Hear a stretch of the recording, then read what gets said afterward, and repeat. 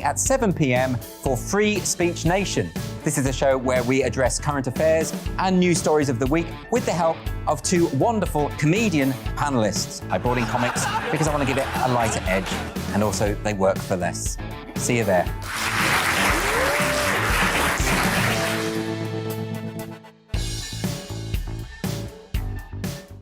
Join my show Farage, 7 p.m. till 8 p.m. Monday through Thursday, and there you will get opinion, analysis, debate, and I'll cover stories that nobody else dares to touch. And then for the last 15 minutes, talking pints. We're over a drink. We have a civilised conversation with someone. We very often disagree, but we do it in a grown-up way. Come and join me on Farage.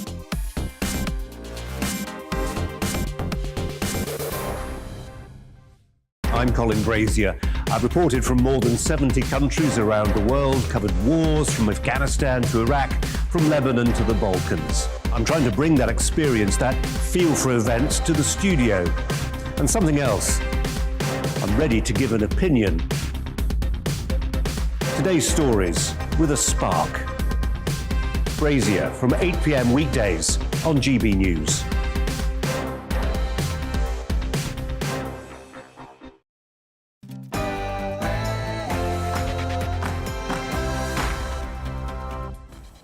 Good morning, Tonya and Esther here to offer you a super selection of stories this Saturday. Austria is in lockdown. Why the country now faces tighter restrictions and mandatory vaccination. Could more of Europe follow suit?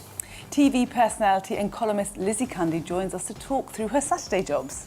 And we'll get our weekly Saturday showbiz roundup with Selena Cherry. That's all to come, but first, here's the news.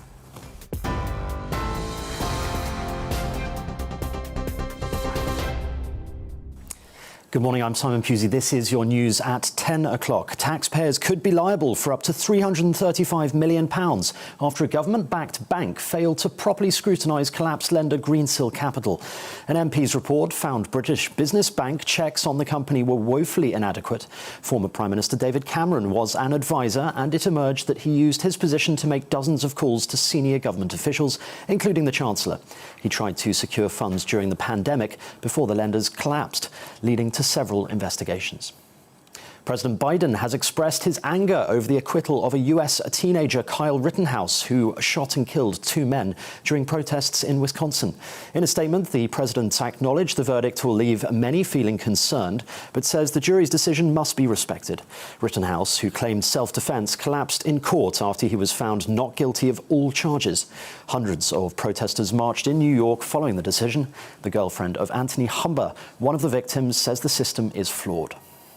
Every day I wish that I could come home to him and unload some of this weight that's on my shoulders, but I can't because he's dead. And now the system is telling me that nobody needs to answer for that. And I have a problem with that. Dutch police have confirmed protesters were injured when warning shots were fired during riots in Rotterdam. Water cannon was also used to disperse protesters who were demonstrating against tighter coronavirus restrictions. The government says it wants to introduce a law that allows businesses to restrict the COVID pass system to those who are fully vaccinated, excluding those who test negative. The RAC is calling for record fuel prices to be slashed to reflect a drop in wholesale costs. The motoring firm is urging retailers to play fair with drivers by reducing the price of a litre of petrol by 6 pence. The failure to pass on savings is costing drivers around an extra £3.50 every time they fill up a typical 55-litre petrol car. The government is a step closer to extending a ban on single-use plastic items like plates, cutlery and polystyrene cups. A public consultation is being launched, while another investigation will look at how to limit other polluting products such as wet wipes that contain plastic, tobacco filters and sachets. England uses an estimated 1.1 billion single-use plates and 4.25 billion items of single-use currency every year. Only 10% is recycled. Chinese state media says missing tennis player Peng Shuai will make a public appearance soon. She disappeared after accusing a former top government official of sexual assault on social media. Photos have been shared online of the former Wimbledon doubles champion by a state media journalist with the caption "Happy Weekend." The White House and the United Nations have joined demands to establish the whereabouts and the welfare of the player. Novak Djokovic's involvement in the Australian Open is in doubt because of vaccine requirements for the tournament. Officials confirmed all players must be jabbed in order to compete. The 9-time winner in Melbourne has repeatedly refused to disclose his vaccination status. The 34-year-old Serbian also initiated that he'd not play if the vaccine ruling was enforced. And today marks the Queen's first wedding anniversary without Prince Philip. It would have seen the couple celebrate 74 years of marriage. The milestone for Her Majesty comes 7 months after the Duke of Edinburgh died at the age of 99. Well, that's it from me for now. I'll have all the latest headlines for you in around half an hour. Now it's back to Saturday Morning UK.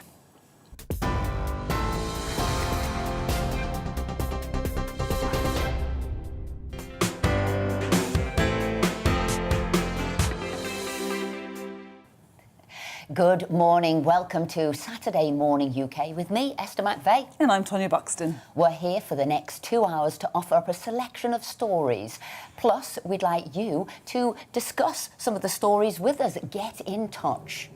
Yep. So if you want to get in touch, it's GBNews at gbviews at gbnews.uk. Also, Lizzie Cundy will join us today to talk about her Saturday jobs, and Aidan McGee will be live in the studio to talk through a weekend of sport. And stay tuned for Saturday Morning UK.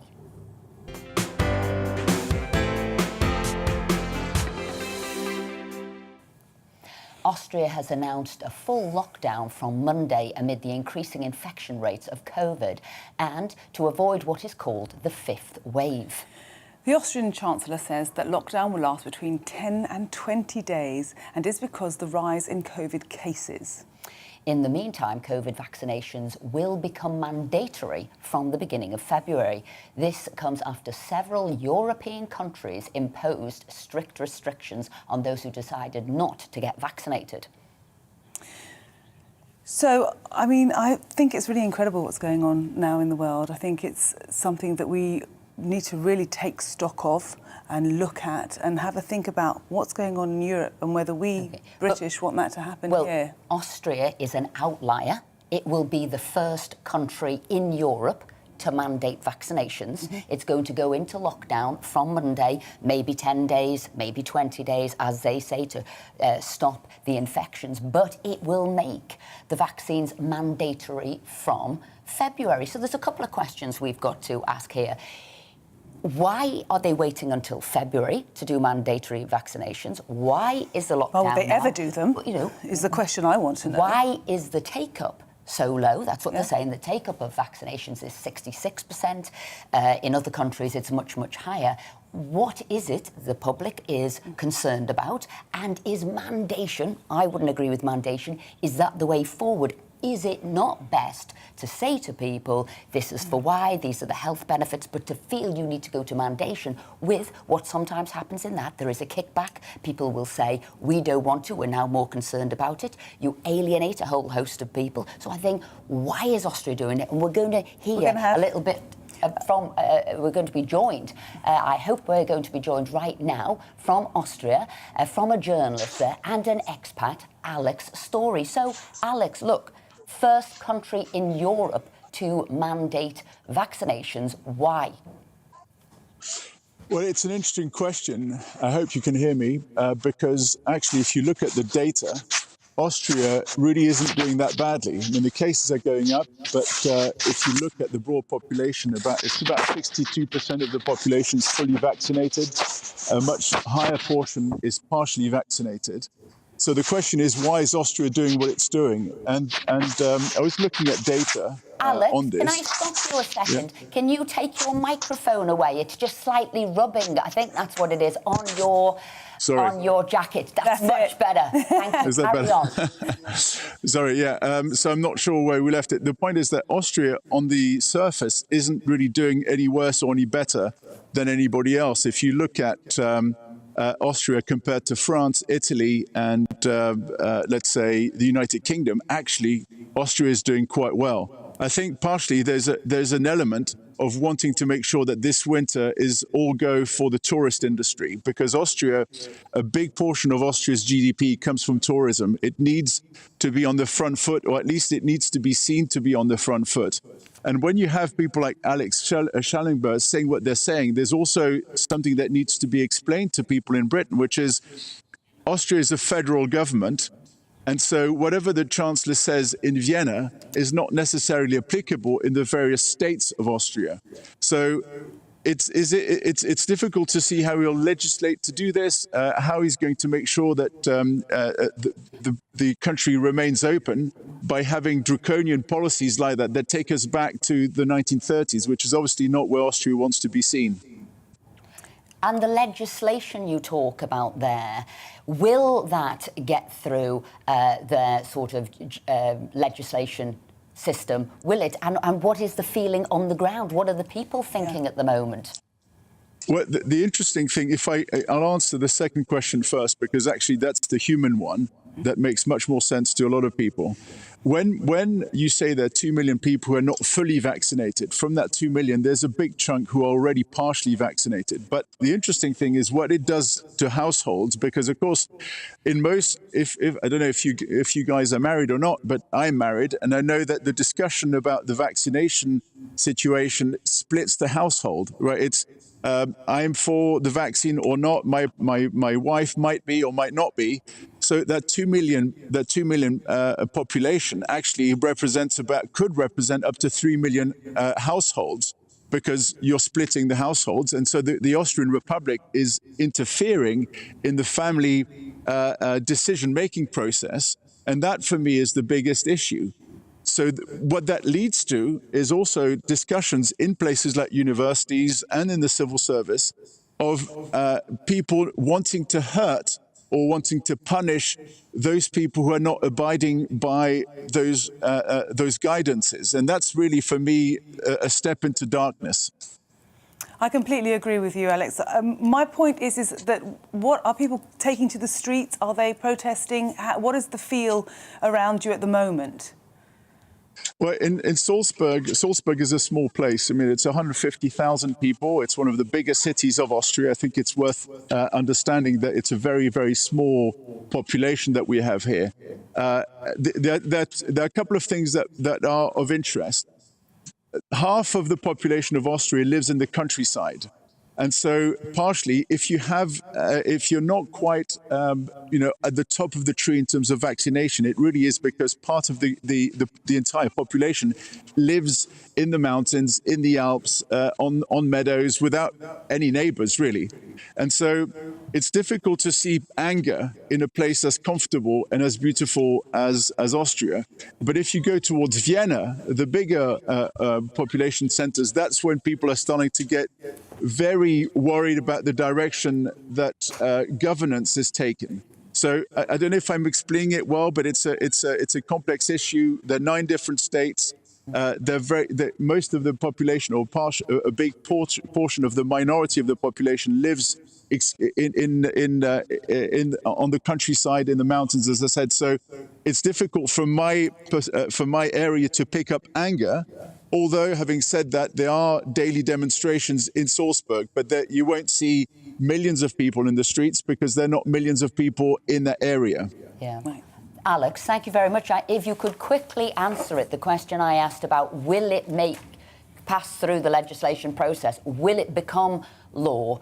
Have you not got any politicians, any of the political parties saying this isn't what we want to do? Is what's happening in your system? Yeah, exactly. So I am English, by the way, so it's not my system, but my observation is that it's essentially a Bigfoot type of argument. This is what we're going to be doing in February. You better be ready. So it's the government really threatening, the central government threatening. Of course, what you have in Austria is out of the 9 states, 8 tend to be very, very small C conservative, and Vienna tends to be much more on the left of things. So the legislation is going to be proposed in Vienna, but it's going to be debated and it's going to be diluted to ensure the survival on the tourism side of the industries across the state. So what I think is going to happen is that you'll have a proposal that will seem draconian, but the small print will take much of the draconian natures away, if that makes sense. Okay. It does. Thank you very much indeed for reporting this morning on the situation there in Austria. So you know how I feel about this, Esther. I'm completely shocked to the core about what's going on in Austria, and I don't understand why. And that's the big thing for me, is the big why. We have seen from studies so far that lockdowns don't work. They don't work against the virus, so I don't understand why they're going into another lockdown. That's been shown categorically not to stop a virus transmission. Now, never forgetting... Hang on. Not forgetting that... Right. For a while, when everybody, of course, if you're locked in and not seeing anybody, of course it stops the virus. Yes, but only for a short period of time. Right. So when you come back out... Right, that, as you say, it comes back. So the wave of the virus comes through. So people have locked down, and then you've got to measure up that lockdown. Is it worth it because of all of the other multitude? But actually, and now we have a vaccine. It doesn't stop the transmission of a virus. It might delay it. And actually, on top of that, you have all the lockdown harms that come. And let's not forget that this is a virus that you have 0.096% death rate. It's comparable with flu. So there is absolutely no reason to be doing this. And, you know, once you start mandating vaccines, once you start mandating medical autonomy, where does it stop? Where does it stop? This is a creep into a culture that we do not want in this world. And I'm very surprised at the Austrians that they've learned no lessons from history. And they're doing this now. I'm shocked. The Austrians have had a mandation before for smallpox a long time ago in history. So they right. But I think what the interesting question is, the mandation... Have people crossed a boundary there, a barrier to mandate it? And that's what we were trying to get there from us. What are people thinking on the ground? What are they going to do? Will it even make it through Parliament? We've seen in the Netherlands, as they've gone into a next lockdown, and people are saying, we don't want any more lockdowns for lots of different reasons. The harm it's causing in a multitude of ways, destroying economies, destroying sort of people's families, mental health. So there's lots of reasons. I agree with so that, look Esther, at what's happening. So will Austria have said the same thing? Will they have riots on the ground of people saying no more? You know what I want to understand, and I'd love someone to please do write in and let me know, because I'm so confused about this. So in August, Public Health England released data which showed that vaccination does not necessarily guard against COVID infection transmissions. So protection works about 17% in the over 50s. So all COVID apartheid schemes are insensible. They don't work. You know, the viral load for those that are vaccinated and unvaccinated is the same. You know, the strongest thing that you can have against COVID is natural immunity. So adding all these, pushing these vaccination mandates don't necessarily stop it. Look at Gibraltar. But we have to look at these things and understand why are governments pushing a mandate for vaccines that don't necessarily stop a virus or the illness Tonya, itself. I don't agree with the mandation, but what we have seen with the vaccine, it has stopped hospitalisations and it has stopped deaths. So the vaccine programme has been a success, and Britain led the way in that. And but it absolutely should be down to personal choice. And winning the argument with people so they think, I do feel safer. So there is that element of personal choice. And in the UK, it is incredibly high. Over 90% of people have said, we agree with it. That's why a mandation somewhere like here, you wouldn't need it because you've already got people on board. And that's what I'm saying. You need to win people over with the argument, not mandate it. Because as you say, you go down into dangerous territory. Look, whatever, you know... Makes no sense to me. Get in touch with us. Get in touch with your views, what's happening. Scary situation in Austria, the direction they're taking, the first place in Europe to mandate vaccines from February, if it goes through Parliament. GBViews@gbnews.uk. We would love to hear what you think. But we're moving on now. Moving on to something much lighter. Well, actually, we're not, are we? We're moving on to sport. And what is going on there at the moment, Aidan?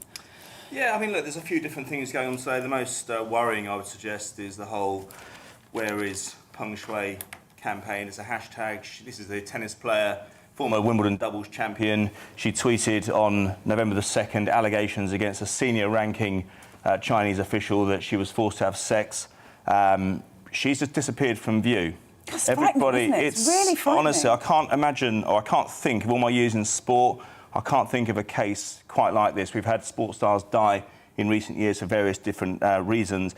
When someone's just literally disappeared off the face of the earth, never known anything like this, there's a hashtag going around all over the place. It's spreading all over the world on social media. It's not featuring in China. There have been calls from various different organisations and bodies to confirm her whereabouts via a live video link. The Chinese government, or certainly a Chinese-affiliated or government-affiliated journalist, has said that she'll be appearing in her own time in days to come. So that's the answer that they've given, that she, so she far, is yeah. fine, that she will be appearing. Yeah, I mean, my old friend Neil McClemmen's done a good piece in the Mirror, actually. The world demands to know, where is Peng Shuai? And Andy Murray's joined the UN and the White House in calls for action over the Chinese star missing since her sexual assault claim. Some of the tweets as well. Billie Jean King, tennis legend, of course, hoping that Peng Shuai is found safe and that her accusations are fully investigated. Nicholas Mahut, the fact that Peng Shuai is missing is not only the WTA's problem, we are all concerned. So a deeply identifying process, and it's leading to calls as well. I think you're probably going to mention it as well. The world is starting to get a bit fed up with Chinese aggression. I was going to say, you know, sometimes it can be one situation that raises a whole set of cases against China on human rights, full stop. People have been questioning Uyghur situation, people have questioned other people who've gone missing, but this one seems to maybe be the straw that breaks the camel's back. Where is she? What's happened? You know, it was an email, I'm fine, but people want to know now, what has happened? Why has she disappeared? It's a big thing for someone like Novak Djokovic, the world #1, a genuine bona fide legend of the men's game, to come out yesterday and say that he would support the WTA and everybody else in tennis withdrawing from Chinese tournaments. These are multi-million pound events. And that's a big thing. Questioning now, I know there's been rumbles in the past, but should the Beijing Olympics, Winter Olympics, go on? And now I think this will raise questions. Will people be going to the Olympics with, as you say, other sports tournaments? Well, it's due to start on February the 4th in Beijing. We've had Boris Johnson, Liz Truss is believed to have been backing a boycott as well. We haven't quite reached that stage. It may turn out that Peng Shuai may turn up in the next few days. But even so, even if she does, what does it say about the Chinese regime? But there's been a lot going on in sport, and the story of Azim Rafiq seems to have gone bigger and bigger and changed course during the course of the week. Yeah, exactly. We had the Select Committee hearing, DCMS, on Tuesday. We had that emotional outpouring of, let's face it, some pretty distressing claims have made about the culture at Yorkshire County Cricket Club. And that's not just any cricket club, that's the best team in the county championship. They've won more titles than anybody else. It's historic. It's between 2008 and 2018, but nonetheless, some deeply distressing accusations against the former England captain, Michael And you Vaughan. saw his distress when he was doing it. I mean, I felt quite tearful watching him. Yeah, indeed, Then there's a but that hangs over that, which I felt a little bit upset about. Absolutely. He's weakened his position, certainly, with the historic tweets, or it wasn't tweets, actually, it was messages on Facebook, very anti-Semitic. And I think there's a wider problem in society, isn't it? I think a lot of people have a real problem in British society, certainly, accepting Judaism as an ethnic group. You know, if you ask any Jewish person, they would say that their faith represents a race. It's not just a religion. Even if it's a religion, it doesn't excuse the comments. Then yesterday, of course, Tim Payne, completely different, but a bad week for cricket. The Australian Ashes captain, or the cricket captain, resigning his position over some lewd texts and lewd pictures he sent to co-workers. You've got to treat everybody fairly and equally. Yes. And, you know, if Azim has got compensation for what happened to him, people are now saying, should he be, you know, handing out compensation for the racist, the Jewish comments he made. So I think everybody needs to see and feel they've been treated equally. So will this rumble on this story? Will he now to give compensation for what he's done and said? Yeah, I don't think he's got the personal wealth to be able to do that, but there will certainly be questions now. But it's been a dismal week for cricket. Yeah. Just three, you know, obviously the two parts of the Azim Rafiq case, and then Tim Payne yesterday. It's going to move on into next week. There's no question about that. Oh, God, Aidan, thank you so much for your sports information. Let's hope next week's a better week on sport. Indeed. But do you remember your Saturday job? Well, after the break, we'll be reminiscing with TV personality Lizzie Cundy about what role she took up before she was famous. It's time to remind ourselves there's always another winter. Canary Islands sponsors the weather. Hello, a very good morning to you. Change is on the way. This time tomorrow, we'll all see very different weather. After a mild start today, a spell of rain in the north. It then turns colder, but also brighter as this weather front topples south across the UK. It is bringing some persistent rain first thing across northern Scotland. The mild air remains across the rest of the country, albeit with a lot of cloud cover, some spots of rain, some hill fog around Western Hills. But in general, many parts of England and Wales dry but cloudy first thing. The wet weather in northern Scotland first thing pushes into Northern Ireland, southern Scotland and northern England by lunchtime. It then clears to blustery showers across Scotland and Northern Ireland, but with brighter skies and a colder feel. It stays cloudy but mild further south, 12 or 13 Celsius. However, the change in the north is pushing south as the cold front clears, and it's going to bring some outbreaks of rain across England and Wales, primarily during this evening and the early hours of tomorrow morning. Once it clears, as you can see, during the night time, well, we're all into that colder but clearer air that follows from the north. So a touch of frost possible tomorrow morning across parts of Wales, the Midlands, northwards in any sheltered spots.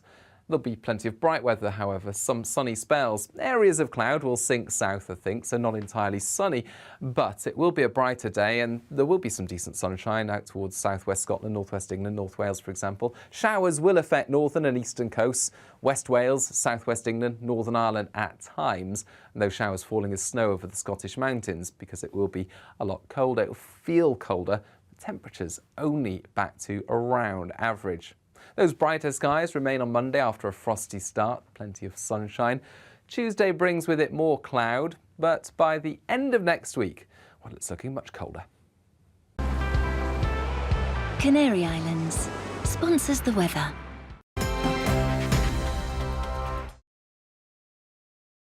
You're watching GB News live across the UK and the world on our digital stream. GB News is Britain's news channel. We are the UK's home of discussion and debate from all perspectives. We are here for you. Don't forget to join our YouTube community by clicking on that subscribe button.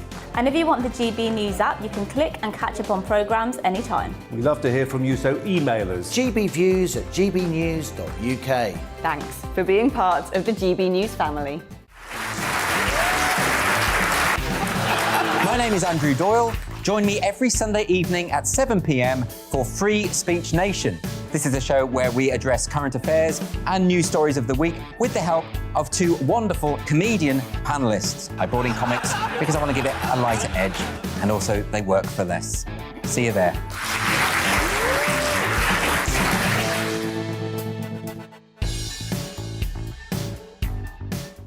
Join my show Farage, 7 p.m. till 8 p.m. Monday through Thursday, and there you will get opinion, analysis, debate, and I'll cover stories that nobody else dares to touch. And then for the last 15 minutes, talking pints. We're over a drink. We have a civilised conversation with someone.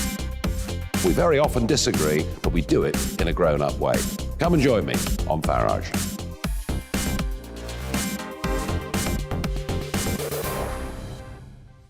I'm Colin Brazier. I've reported from more than 70 countries around the world, covered wars from Afghanistan to Iraq, from Lebanon to the Balkans. I'm trying to bring that experience, that feel for events, to the studio. And something else, I'm ready to give an opinion. Today's stories with a spark. Brazier from 8 p.m. weekdays on GB News.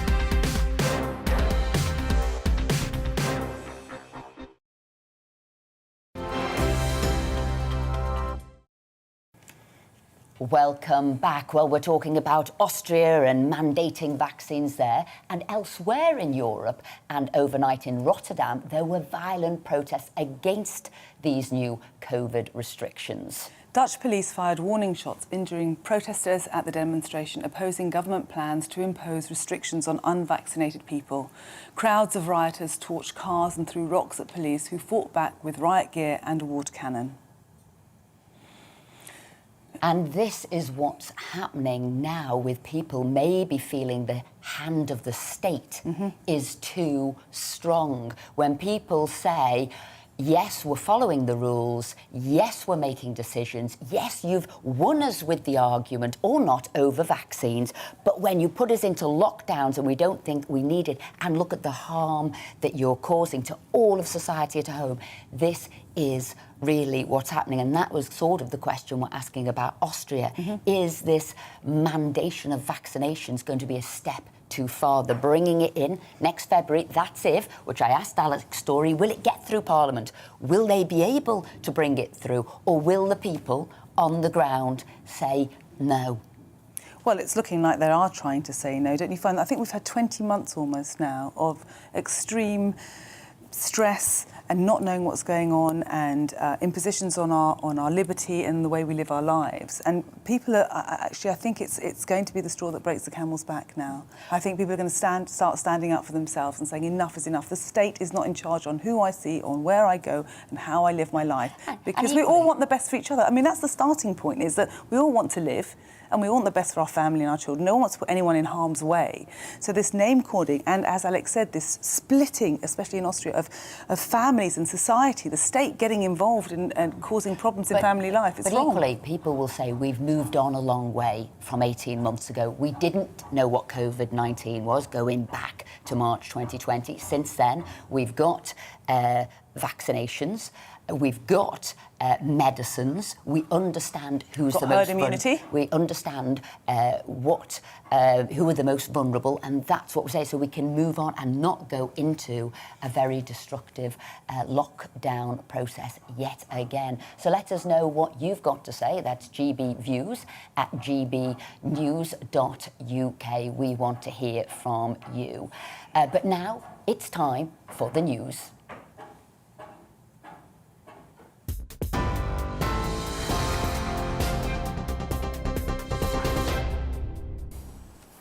Good morning, I'm Simon Pusey, and here is the latest news headlines.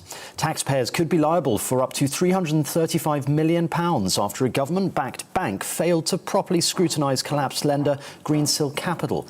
An MP's report found British business bank checks on the company were woefully inadequate. Former Prime Minister David Cameron was an advisor, and it emerged that he used his position to make dozens of calls to senior government officials, including the Chancellor. The US President has expressed anger over the acquittal of teenager Kyle Rittenhouse, who shot and killed 2 men during protests in Wisconsin. Joe Biden acknowledged the verdict will leave many feeling concerned, but said the jury's decision must be respected. Hundreds of protesters marched in New York following the decision. Rittenhouse, who claimed self-defense, collapsed in court after he was found not guilty on all charges. Dutch police have confirmed protesters were injured when warning shots were fired during riots in Rotterdam. Water cannon was also used to disperse crowds of people demonstrating against tighter coronavirus restrictions. The government says it wants to introduce a law that allows businesses to restrict the COVID pass system to those who are fully vaccinated, excluding those who test negative. The RAC is calling for record fuel prices to be slashed to reflect a drop in wholesale costs. The motoring firm is urging retailers to play fair with drivers by reducing the price of a litre of petrol by 6 pence. The failure to pass on savings is costing drivers around an extra £3.50 every time they fill up a typical 55-litre petrol car. Today marks the Queen's first wedding anniversary without Prince Philip. The royal couple would have celebrated 74 years of marriage. The milestone for Her Majesty comes 7 months after the Duke of Edinburgh died at the age of 99. That's it from me. You're back right up to date. I'll be back with more news at the top of the hour.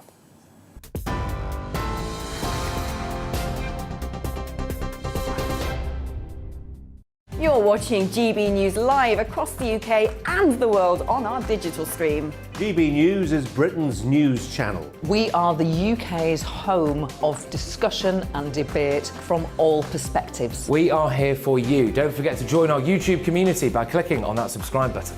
And if you want the GB News app, you can click and catch up on programmes anytime. We love to hear from you, so email us. gbviews at gbnews.uk. Thanks for being part of the GB News family.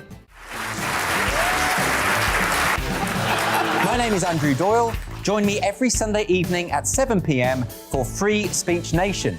This is a show where we address current affairs and news stories of the week with the help of 2 wonderful comedian panellists. I brought in comics because I want to give it a lighter edge, and also they work for less. See you there.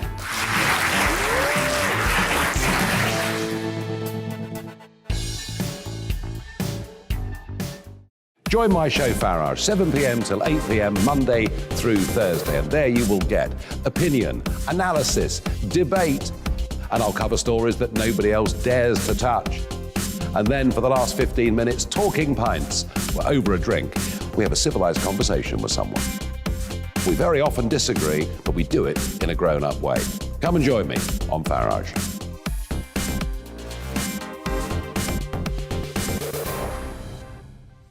I'm Colin Brazier. I've reported from more than 70 countries around the world, covered wars from Afghanistan to Iraq, from Lebanon to the Balkans. I'm trying to bring that experience, that feel for events, to the studio. And something else, I'm ready to give an opinion. Today's stories with a spark. Brazier from 8 p.m. weekdays on GB News.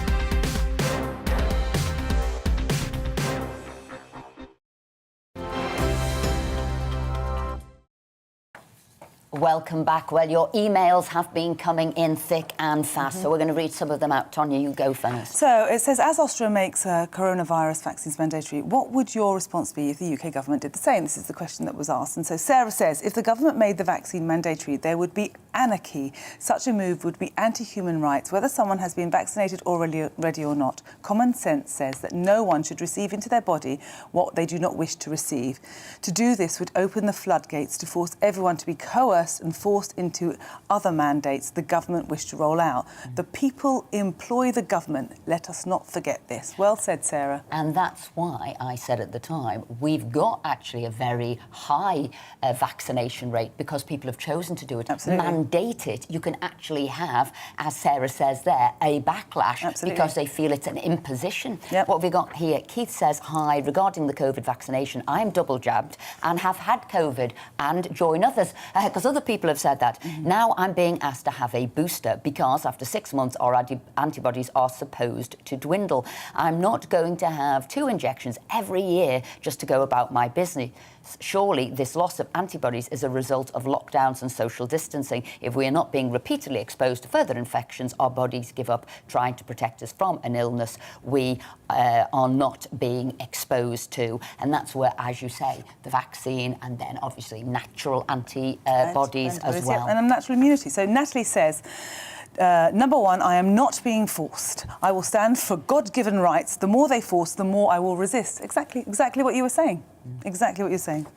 And, you know, to be fair, Helen's saying the same thing. I agree with the journalist. In Austria, our fully vaccinated rate is only 69%. Now, you see, this I will question with Helen here. When you talk about adults and when you talk about over certain ages, actually, if it's over 60s, it's like 90%. It's when you bring in under 18s. Absolutely, and they shouldn't bring in because the thing is, so you've got to be careful with the percentage of what is, what isn't. But what she's saying here, mandatory vaccinations and lockdowns, she's saying at this stage in Europe at the moment are wrong. So Helen's saying at the moment, a lot of people saying, all the time, it is wrong to do mandatory vaccinations. Loads more emails coming in, and we will come back to those as the programme goes on. But now it's that part of the show where we take a trip down memory lane and reminisce about all those important Saturday jobs we had whilst growing up. For many of us, a Saturday job was our first taste of financial freedom. From a newspaper round to manning the tills at your local supermarket, the all-important Saturday job was a major milestone in our lives. Joining us now to talk about her Saturday jobs is broadcaster and columnist Lizzie Cundy. Morning, Lizzie. Morning, lovely. Hello. Hello, gorgeous girls. Looking beautiful, may I say, at this early time of the morning. You certainly can. You made us feel a lot better. So, Saturday jobs. Everybody loves this section. I don't know if it's just because we're all nosy and want to know what other people did, or if we genuinely want to know what people got out of doing work at a young age. So, Lizzie, what were your first jobs? Well, I'll be honest, I was one of those child models. My mum put me into a model agency. She always said, look, she was real, this big work ethic, you know, you have to work. Even when I was at school, she'd take me out of school to work. So, I know that sounds like crazy, but she really did love me working and earning my own money. And I remember this on a Saturday. She said, right, I've got this amazing job. It's for an Orange advert, and obviously I did all the drama and dance. I thought, oh wow, my first taste of showbiz. Thank you, Mum. And we went to this wonderful place, but then they brought me this horrific orange outfit. I was the actual orange, having to put on orange tights, a huge round orange costume with my arms sticking out and my head, and had to be at the front of their store, sort of waving like this. And the worst thing is when I went to the loo, I couldn't get out of it. So I went into the dark because the whole costume went up like that.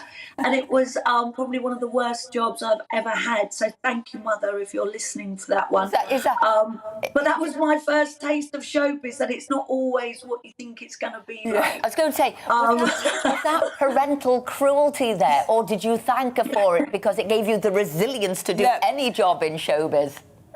Well, it did, actually. It made me open my eyes to it, and not all as it seems, as it always is in showbiz.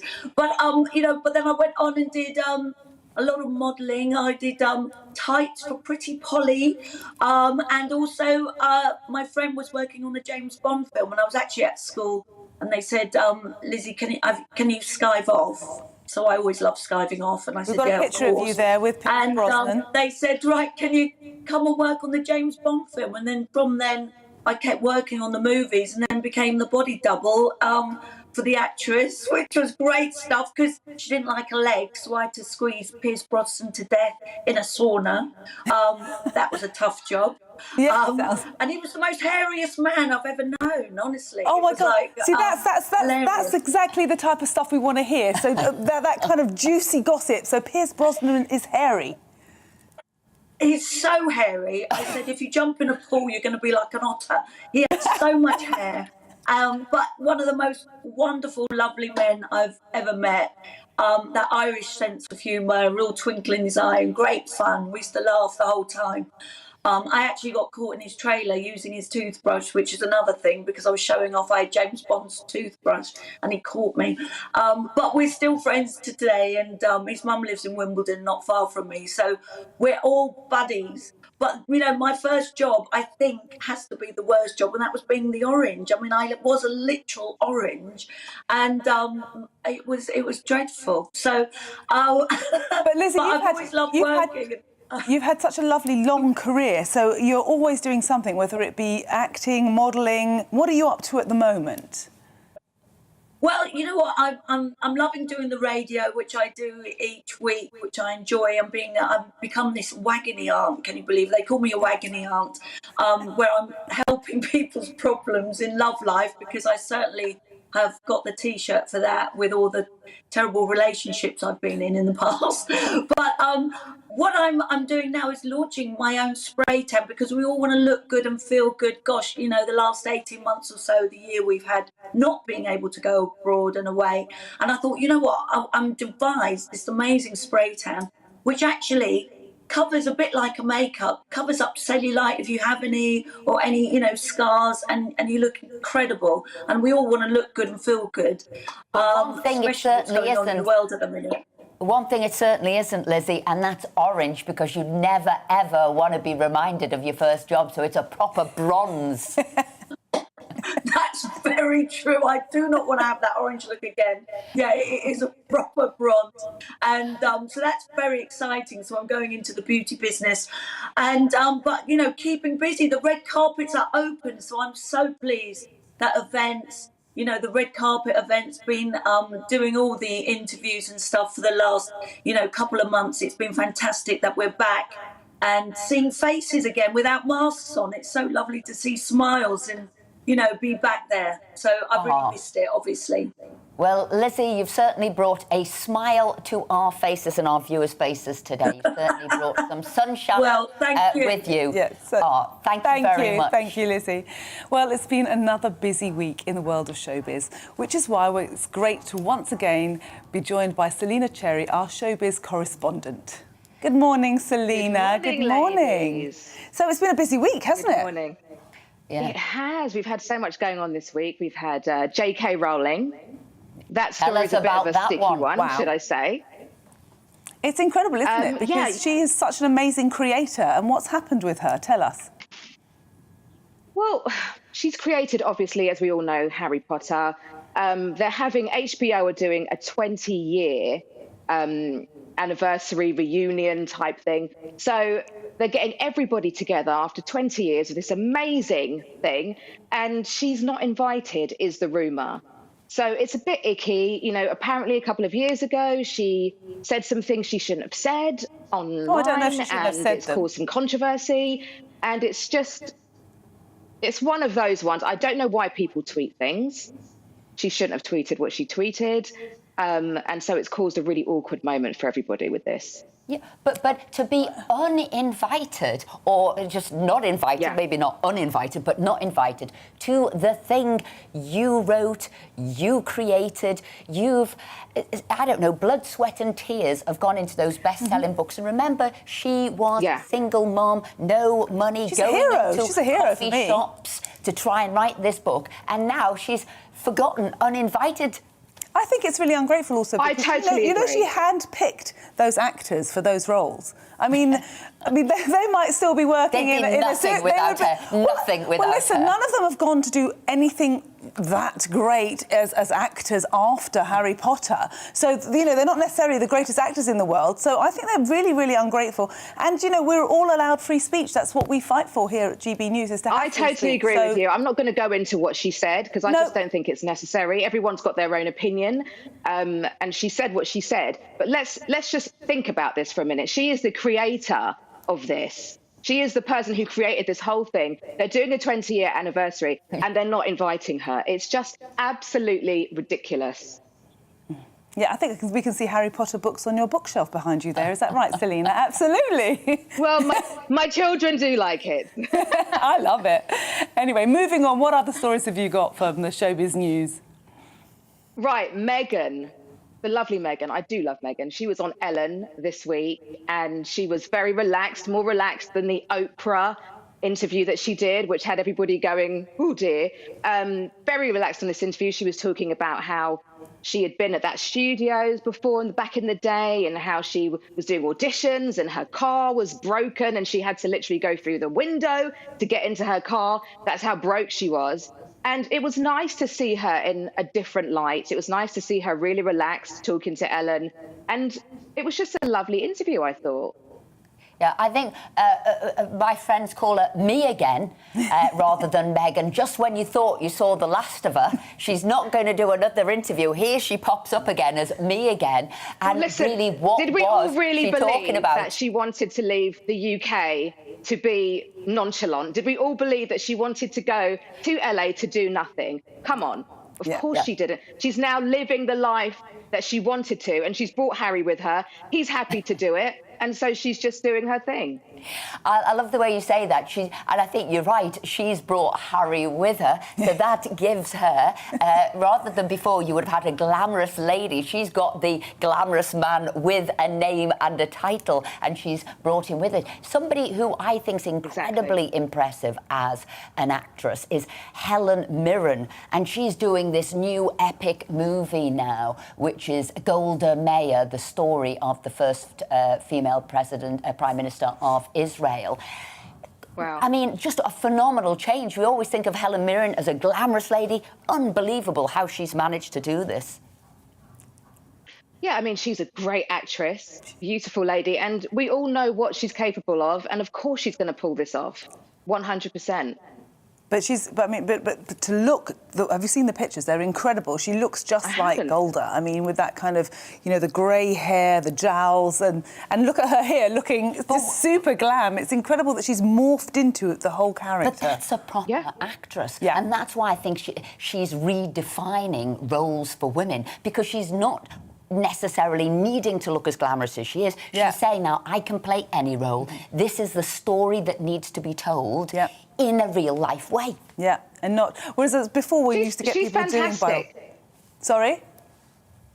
No, she's fantastic. Everything you've seen her do, she does to her best. She's an absolutely amazing actress, you know, and you've got to give credit to her. Look how beautiful she is. Absolutely. And I'm a Celebrity, Get Me Out of Here is beginning. Yes. I'm a Celebrity starting tomorrow. I cannot wait. I love Ant and Dec, I have to say. And I'm really looking forward to people that are going to be on the show. We've got Richard Madeley's going to be on the show, Arlene Phillips, Naughty Boy, the producer. I'm looking forward to that. David Ginola, the footballer, Frankie Bridge, Danny Miller, Emmerdale Star. It's going to be brilliant. They're still in Wales, though, unfortunately. Still in the cold because of COVID. But, you know, one of those things. But it's going to be a really, really good show, I think. Oh, excellent. Thank you very much indeed for joining us again, Selena. We will see you. You're welcome. Next week. Thank you very much. Now, as Selena mentioned, I'm a Celebrity, Get Me Out of Here starts tomorrow night for the second year running. It will be in a castle in North Wales instead of in the jungle. The celebrities will take on the bush tucker trials and the cold weather. But despite all their suffering, a small market town is thriving. Our Wales reporter Lily Hewitson has more. Welcome to Abergele, the beautiful market town on the North Wales coast in Conwy. The hit ITV show I'm a Celebrity, Get Me Out of Here is in town. The cast and the celebs are in Greek Castle, just behind me in the hills, ready to start the show on Sunday. This is the second time that the massive production has come to Abergele, but I'm not here to talk I'm a Celeb. I'm here to talk about the tourism, business and economic impact that the show has had on the locals, and how actually trusting our smaller towns over our cities helps to put them on the map. I've come to meet Nikki and Craig at their workshop. They were asked to make 2 of the thrones that you'll see on the programme this Sunday. Everybody's getting hyped up about it, all the shops are getting involved, everybody's sort of dressing everything up. And, it's getting like a carnival sort of atmosphere, and that's good. It's really what the town needs. This is the second year that I'm a Celeb's been to Abergele, so it's working well, and it does the town really well, because what happens is it's quite seasonal. So you get a lot of holidaymakers during the summer, and this time of the year it peters out, and then obviously the shops are a lot quieter. So this gives it a boost. So you've got all the crew and visitors, and last year the amount of people that were turning up. It's a good thing that something like this, a production of this size, it's come to a small town, because what you tend to find is like Liverpool, they do a lot of films there, big films, and so we've got a small town, and for them to come and invest in it, so like they've come to me to have some upholstery done, they'll go to other local businesses and get little things done, so all the little local businesses are gaining from it. I think it's great. I love it. I love the huge bugs they've got in the town. I want to own them all. I just think it's nice. It's nice the shops are dressed up. I think it's great for the area. It's bringing money into the area. I think it's really good that the production company are using local businesses. I think it helps create the atmosphere that everybody's sort of working together. And because it's sort of a small community, everybody sort of knows everybody. So it's great, so it might be a farmer only taking wood down, but, he's sort of, I've took the wood down, so I'm a Celebrity. It's been building up and there's a buzz about it, and like I say, the schools have been doing things, we've been getting ready. So it's just to see, it's just brought a bit more energy to the town at this time of year when, in the build-up to Christmas as well, but it's given us something different to focus on, and it's been good. I mean, it'd be fantastic if it did carry on here. It brings something different to it, and it showcases what we have in this country as well, because hopefully they'll be able to get out more in the area this time, and not just be in the castle, and see the local countryside and what we have to offer in Wales as a whole, and the whole country. I think it's great. The show is all focused around the castle, but Greek Castle hasn't always looked so beautiful. Because the show has come here, major restoration work has been able to take place, allowing it to become a major tourist attraction once again. We've had bumper tourism years for the last few years. The staycation market has boomed, obviously, during the pandemic. But one of the interesting things is Greek Castle, the fairy tale castle in which this production is set, had never really received that many visitors, but as a result of I'm a Celebrity, the visitor numbers are up, and that has given the Greek Castle Trust an income stream so that they can start investing in improving the site. And we're seeing those improvements now coming on in leaps and bounds because of this production. So it's safeguarding local heritage. We're seeing this impact on tourism, not just in the winter months, but in the summer months as well. And of course, you've got lots of people who just want to drive by and have a quick photograph with the castle lit up at night to say, I've been there and seen the I'm a Celeb castle. You know, they just love it. So during the 1990s, it fell into ruin. It was asset stripped, then it was boarded up, everything was closed down. And the Castle Trust started restoring the woodland walks in 2002. So what you see today is still the ruin, but it's being consolidated. And I'm a Celebrity have put in some floors and roofs over certain parts. So when we reopen next year, the public will be able to come and have a look, especially at the sets. And we've got the throne, which is what Giovanna was crowned upon last year. Well, it's given, I think, a sense of identity back to the town because it was a historic market town. It was a famous bathing resort in the 18th century. But times change, and what I'm really, really pleased to see is there were so many empty shops last year on the high street, and they're all starting to be filled back up because we're getting the tourists back. We're getting people coming from all over Britain just to come to Abergele to see where the castle was filmed. Of course, the show isn't in Australia again this year because of travel restrictions, but locals hope that I'm a Celebrity will be here to stay in Abergele because of the amazing economic impact the show's had on the local town. Lily Hewitson, GB News, get me out of here.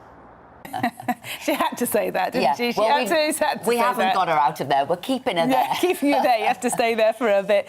I mean, it's lovely that the economy's rising there.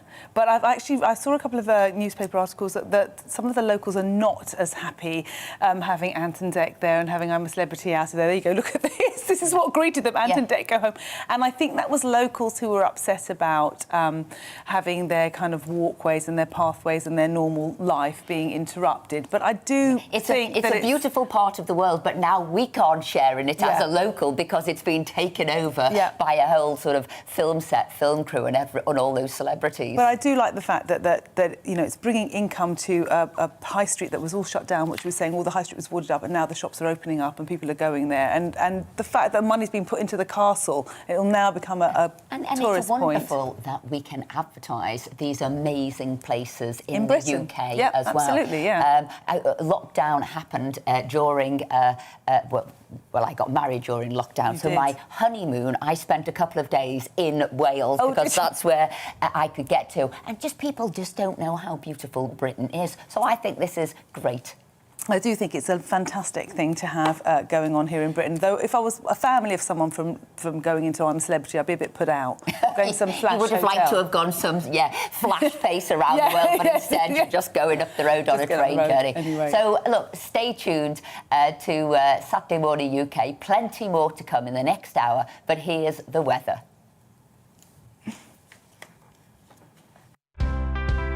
It's time to remind ourselves there's always another winter. Canary Islands sponsors the weather. Hello, a very good morning to you. Change is on the way. This time tomorrow we'll all see very different weather. After a mild start today, a spell of rain in the north. It then turns colder but also brighter as this weather front topples south across the UK.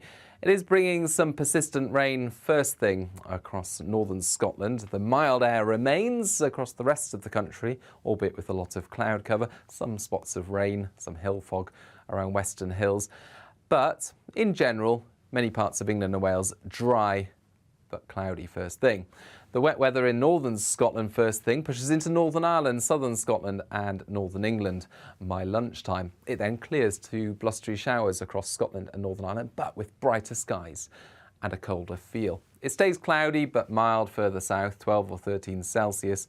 However, the change in the north is pushing south as the cold front clears, and it's going to bring some outbreaks of rain across England and Wales, primarily during this evening and the early hours of tomorrow morning. Once it clears, as you can see during the night time, well, we're all into that colder but clearer air that follows from the north. So a touch of frost possible tomorrow morning across parts of Wales, the Midlands, northwards in any sheltered spots. There'll be plenty of bright weather, however, some sunny spells. Areas of cloud will sink south, I think, so not entirely sunny, but it will be a brighter day and there will be some decent sunshine out towards southwest Scotland, northwest England, North Wales, for example. Showers will affect northern and eastern coasts, West Wales, southwest England, Northern Ireland at times, and those showers falling as snow over the Scottish mountains because it will be a lot colder. It will feel colder, but temperatures only back to around average. Those brighter skies remain on Monday after a frosty start, plenty of sunshine. Tuesday brings with it more cloud, but by the end of next week, well, it's looking much colder. Canary Islands sponsors the weather. You're watching GB News live across the UK and the world on our digital stream. GB News is Britain's news channel. We are the UK's home of discussion and debate from all perspectives. We are here for you. Don't forget to join our YouTube community by clicking on that subscribe button. And if you want the GB News app, you can click and catch up on programmes anytime. We love to hear from you, so email us. gbviews@gbnews.uk. Thanks for being part of the GB News family. My name is Andrew Doyle. Join me every Sunday evening at 7 p.m. for Free Speech Nation. This is a show where we address current affairs and news stories of the week with the help of two wonderful comedian panellists. I brought in comics because I want to give it a lighter edge, and also they work for less. See you there.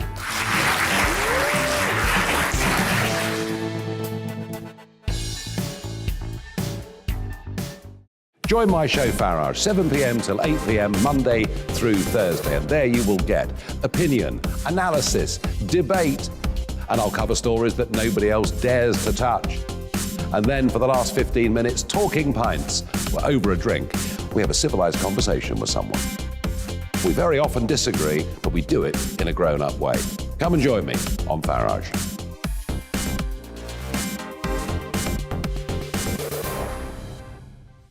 I'm Colin Brazier.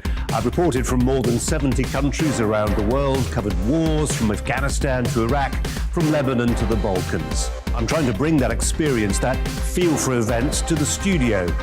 And something else, I'm ready to give an opinion. Today's stories with a spark. Brazier from 8 p.m. weekdays on GB News.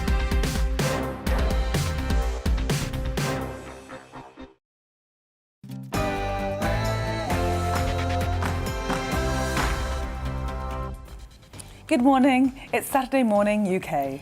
You're watching Esther McVeigh and Tonya Buxton, and we're here with you for the next hour. But first, here's the news.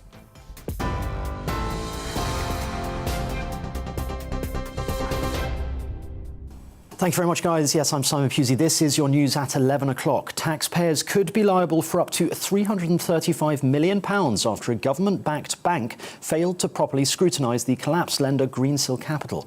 An MP's report found British Business Bank checks on the company were woefully inadequate. Former Prime Minister David Cameron was an advisor, and it emerged that he used his position to make dozens of calls to senior government officials, including the Chancellor.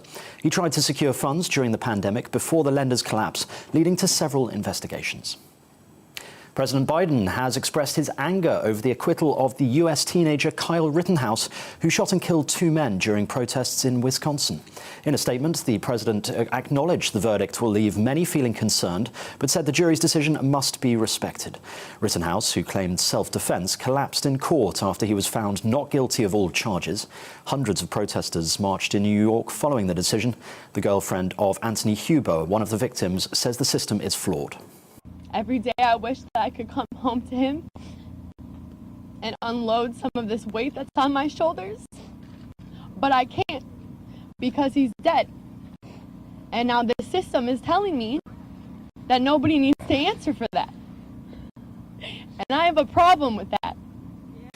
Dutch police have confirmed protesters were injured when warning shots were fired during riots in Rotterdam. Water cannon was also used to disperse crowds demonstrating against tighter coronavirus restrictions.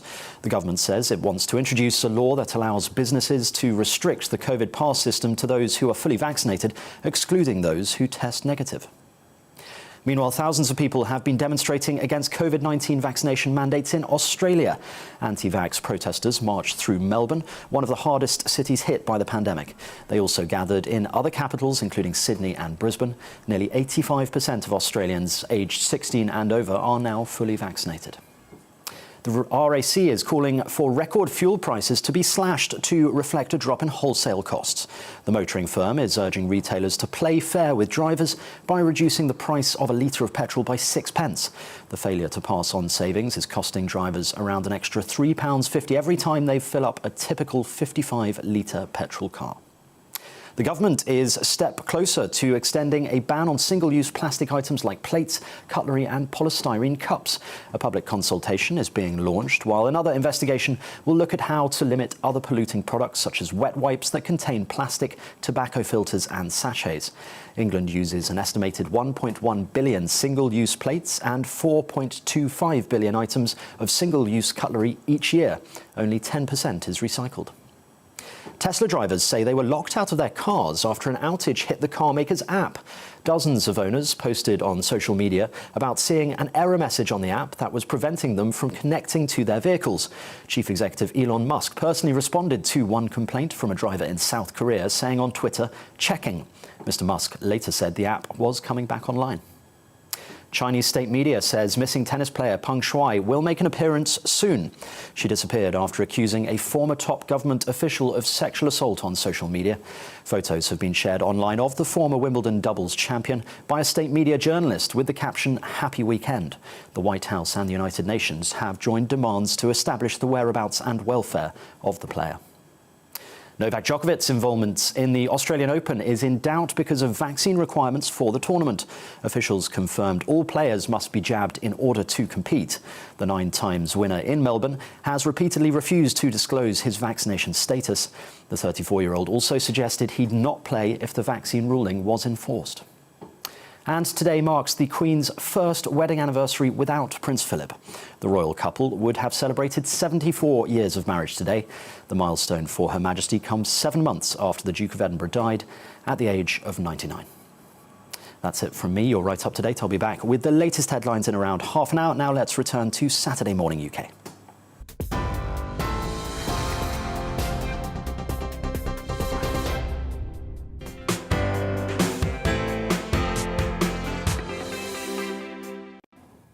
Good morning. Welcome to Saturday Morning UK with me, Esther McVeigh. And me, Tonya Buxton. We're here for the next hour to offer up a selection of stories, including the number of child obesity clinics that have been opening up around the UK. Plus, why has Amazon stopped accepting UK Visa credit card payments? Justin Urquhart-Stewart will be here to explain why. So stay tuned for Saturday Morning UK.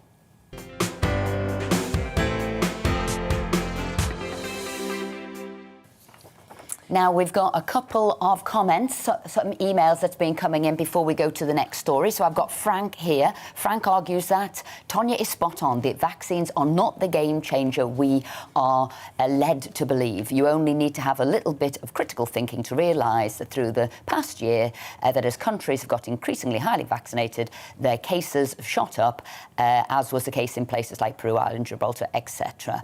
But weren't the vaccines here to buy us time, as it were? Stop that link, that important link between having COVID, hospitalisation and deaths, and that it has served a purpose.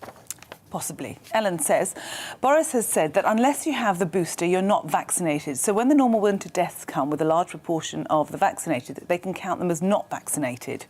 The vaccine clearly doesn't work, which is why we're on shot 3. Also, if you're vaccinated, why are you worried about the non-vaccinated?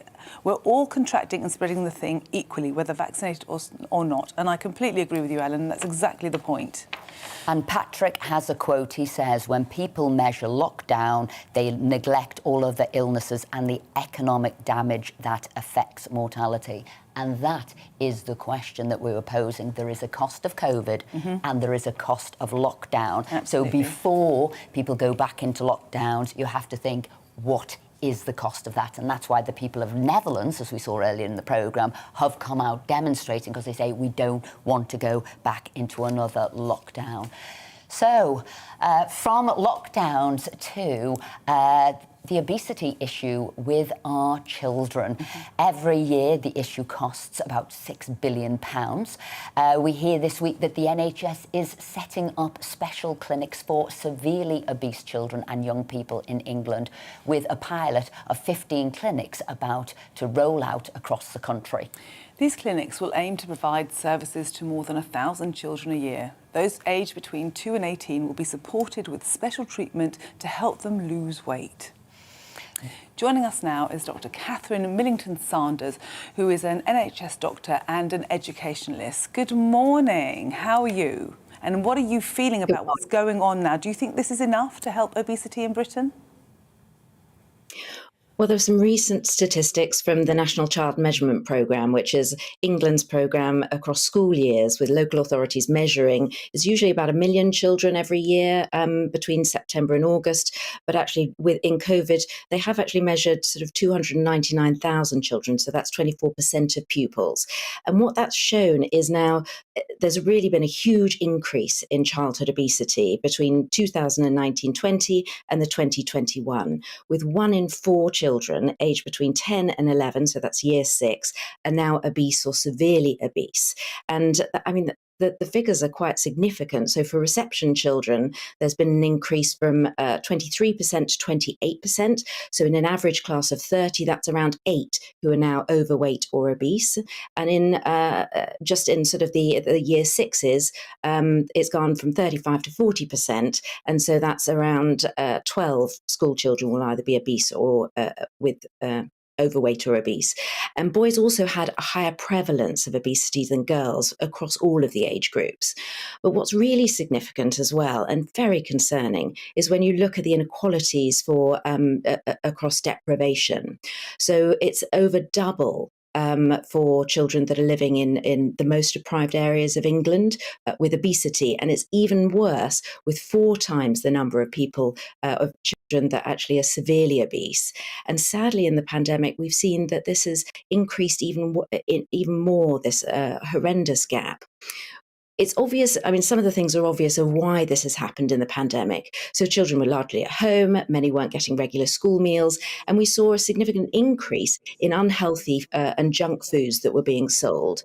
There's less access to green space. Catherine, this is another cost of lockdown, isn't it? Some people would say comfort eating or left alone by themselves. So this is something else we have to look at lockdown. But what actually will the treatment be? How are they going to help these children?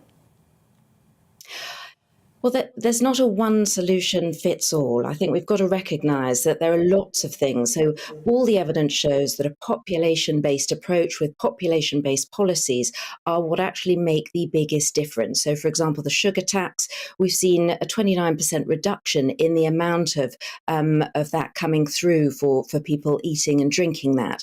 So we've got to get from things like parenting programmes, we've got to get into access to schools to be able to teach children what's healthy and what's unhealthy. We've got to relate both eating and weight with also health and well-being. So there's an increased risk of things like diabetes, cancers, and heart disease for children who are obese going into later life. And if you are obese as a child, you're much more likely to become obese when you're older. We've got to look at things like poverty and employment.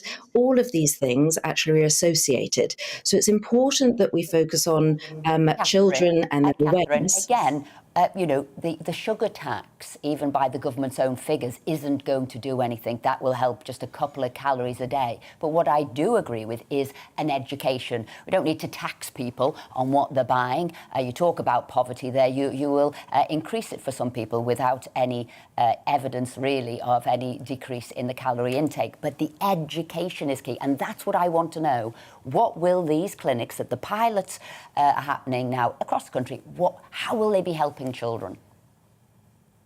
So they will be contacting, obviously, children that have obesity issues.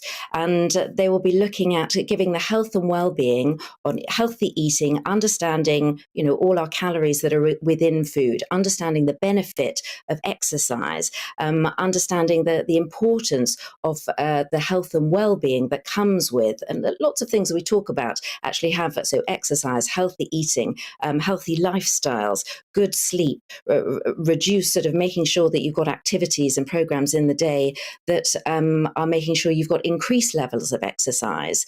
Those are the things that will be focused on to make sure that there's a better understanding, that parents understand better as well, so that all in all, you've got that's one part of the solution in a much wider programme and a systems approach that needs to happen. But Catherine, thank you so much for your input on this. I do feel that it's a little bit of a horse has bolted, don't you, Esther? And the thing for me is, one of the things that's glaringly obvious to me is there's not enough education going out. And as it is the poorer families, the poorest people that are suffering most, it's because they're not aware of what's healthy. We've had so much misinformation coming through from the government and across the board. The people that have been, you know, they have conflict. The sugar people are pushing sugar, saying it's well. All this fortified food is not good for you, but parents are mistakenly thinking it is good for them. And the big bugbear for me is that school food has now gone back down. Jamie Oliver was saying this week in the papers that we've regressed 15 years. He put so much effort into getting some decent food into schools, and now it's regressed all the way back to turkey Twizzlers again. Some schools have 11 different desserts on their menu. Children don't need desserts. That's the first thing I'd like to say. But there's so much to say on this, and I'm sure we'll be visiting it again and again.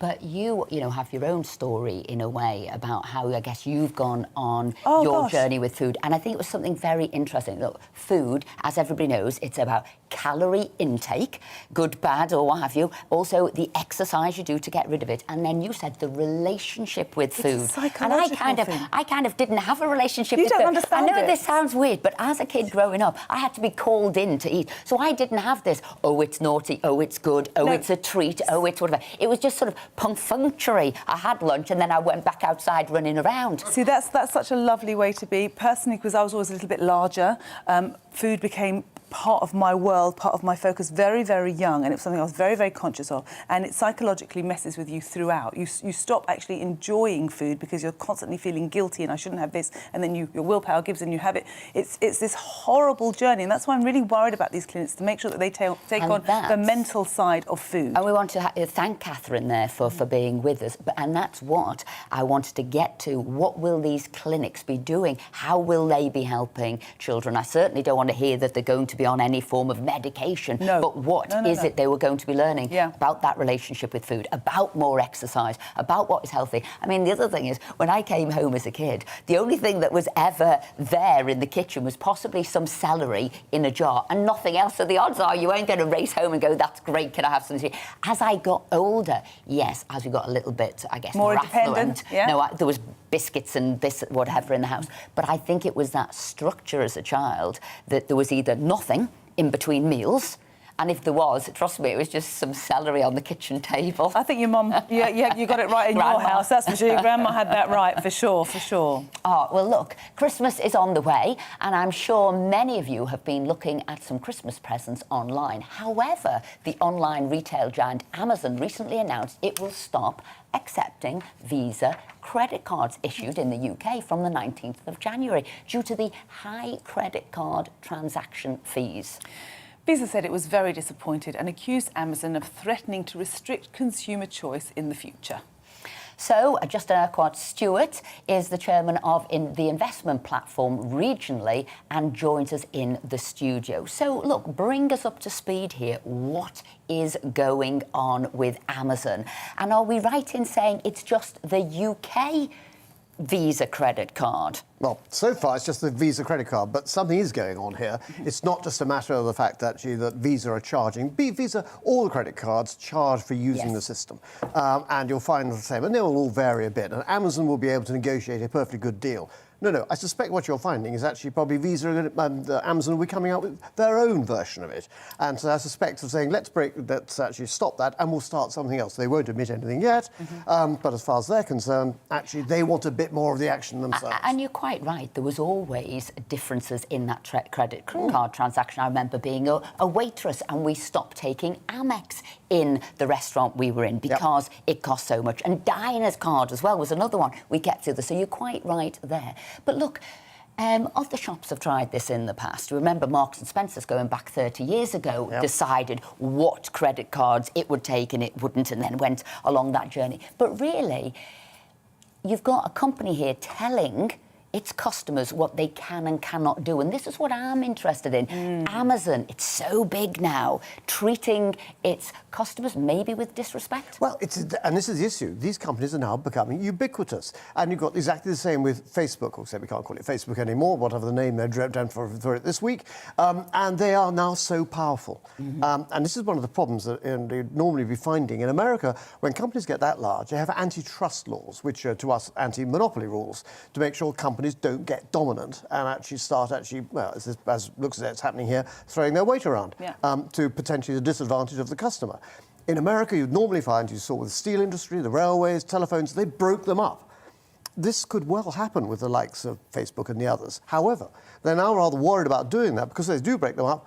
Lo and behold, you've got Alibaba and the Chinese companies as well. They're not going to get broken up anytime soon. So do you suddenly want to find smaller, slightly weaker companies rather than the larger ones up against very large Chinese ones who could be also gathering up more market space? But no, there's a story behind this which hasn't come out yet, which will be on the lines. They want to bring in their own payment system, which will be, just clear the way. And this way we'll be able to say, right, we've got rid of that card system. Here's one. This is cheaper for you or easier for you. And here's an incentive for you to come into it. So I suspect there's more to go. That's very worrying, isn't it? Because actually, you know, what you were saying about Visa, they said that MasterCard have made identical increases in their interchange fees as Visa. So they've just picked on Visa to start with. Is that what you're saying? They're going to pick on Visa first, and then they'll pick on all the other cards to go from there? Visa's the large one, and so have a go at them. See if maybe I can get a better deal out of Visa. Maybe there's something else which is lurking behind all of this. But other companies have done that before. Other retailers have brought out their own cards. People have done that. But it is the size here and what they're doing.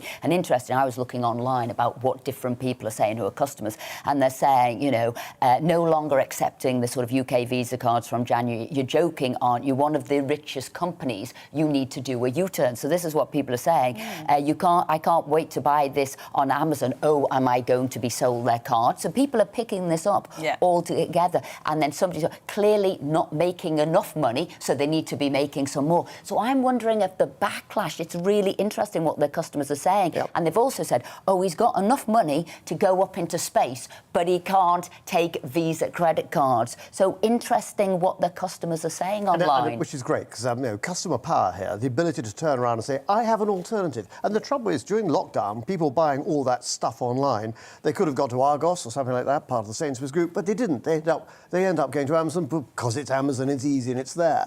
And unless they're very careful, they will see consumers kicking back, I'll find something else just because they're treating me like that. And good, so we should be able to. I hope that's the case, but do you think Amazon's too powerful? But equally, I mean, I don't know if we've got this picture of what's happening in Amazon as well. So we talk about it. Is the company just too powerful? So we're talking about its customers, how they're treating the customers. Now the people who are working there are saying, look how it's treating us as well, how many hours we've got to work, what we're getting paid. So this is what I'm wondering, because you know what? Companies can succeed and fail if they don't treat their customers and staff with respect. And we've seen with some of these companies where they have these large order dispatch areas where people are just paid. They had problems over being timed going to the loo, coffee breaks and all those sort of things. No, you're treating people like rats, lab rats, and quite right, they kick against it. And this is actually where you do need unions in there to start representing people, saying this is not the way to behave, you should not be doing that. But consumers need to know there is a choice. And the trouble with Amazon is they've made it easy. You sit there, I want this delivered tomorrow, I can just go online and lo and behold, it's there. And, you know, I'm lazy, so I end up doing that. But look at it and think, I want to find something else. But this is exactly the sort of action. If you start turning around to your customers like that and saying, you can't do this, you can't do that, then lo and behold, people will go somewhere else. If I were Sainsbury's, I'd be up on this and saying, use Argos, because we'll take any car or whatever choice they've got, and we can provide the same services as they can. Give it the profile for it. At the moment, we're letting these people run all over us because they're so big, because they make life easy, whereas actually we need to behave like good consumers and actually sit there and say, I'm not going there, I'm going to do this instead. Justin, that's why we like you on this show. A bit of common sense, what we should be doing, customer power, workers' power as well. But we've got more lined up for you in the rest of the show. But first, here's the weather. It's time to remind ourselves there's always another winter. Canary Islands sponsors the weather. Hello, a very good morning to you. Change is on the way. This time tomorrow, we'll all see very different weather. After a mild start today, a spell of rain in the north. It then turns colder, but also brighter as this weather front topples south across the UK. It is bringing some persistent rain first thing across northern Scotland. The mild air remains across the rest of the country, albeit with a lot of cloud cover, some spots of rain, some hill fog around Western Hills. But in general, many parts of England and Wales dry but cloudy first thing. The wet weather in northern Scotland first thing pushes into Northern Ireland, southern Scotland and northern England by lunchtime. It then clears to blustery showers across Scotland and Northern Ireland, but with brighter skies and a colder feel. It stays cloudy but mild further south, 12 or 13 Celsius. However, the change in the north is pushing south as the cold front clears. And it's going to bring some outbreaks of rain across England and Wales, primarily during this evening and the early hours of tomorrow morning. Once it clears, as you can see, during the night time, well, we're all into that colder but clearer air that follows from the north. So a touch of frost possible tomorrow morning across parts of Wales, the Midlands, northwards in any sheltered spots. There'll be plenty of bright weather, however, some sunny spells. Areas of cloud will sink south, I think, so not entirely sunny, but it will be a brighter day and there will be some decent sunshine out towards southwest Scotland, northwest England, North Wales, for example. Showers will affect northern and eastern coasts, West Wales, southwest England, Northern Ireland at times, and those showers falling as snow over the Scottish mountains because it will be a lot colder. It will feel colder, but temperatures only back to around average. Those brighter skies remain on Monday after a frosty start, plenty of sunshine. Tuesday brings with it more cloud, but by the end of next week, well, it's looking much colder. Canary Islands sponsors the weather. You're watching GB News live across the UK and the world on our digital stream. GB News is Britain's news channel. We are the UK's home of discussion and debate from all perspectives. We are here for you. Don't forget to join our YouTube community by clicking on that subscribe button. And if you want the GB News app, you can click and catch up on programmes anytime. We love to hear from you, so email us. gbviews@gbnews.uk. Thanks for being part of the GB News family. My name is Andrew Doyle. Join me every Sunday evening at 7 p.m. for Free Speech Nation. This is a show where we address current affairs and news stories of the week with the help of two wonderful comedian panellists. I brought in comics because I want to give it a lighter edge, and also they work for less. See you there.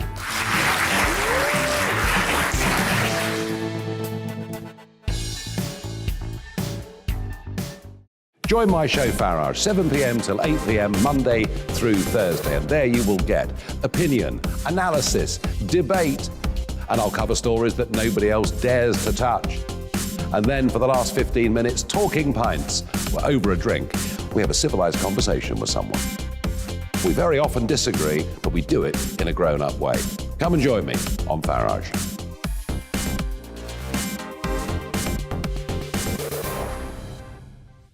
I'm Colin Brazier.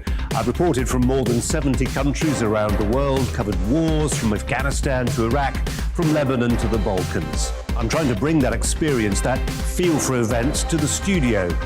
And something else. I'm ready to give an opinion.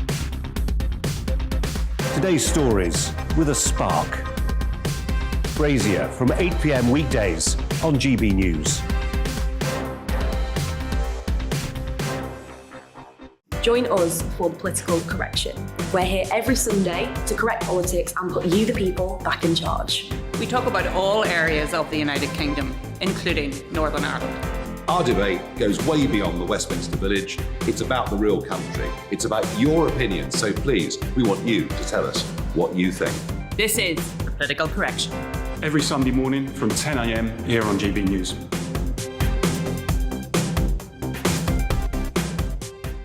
You're watching GB News live across the UK, the world, and our digital stream. GB News is Britain's news channel. We are the UK's home of discussion and debate from all perspectives. We're here for you. Don't forget to join our community by hitting the subscribe button. And download the GB News app so you can click and catch up on programmes anytime. We love to hear from you. Email us at gbviews@gbnews.uk. Thanks for being part of the GB News family.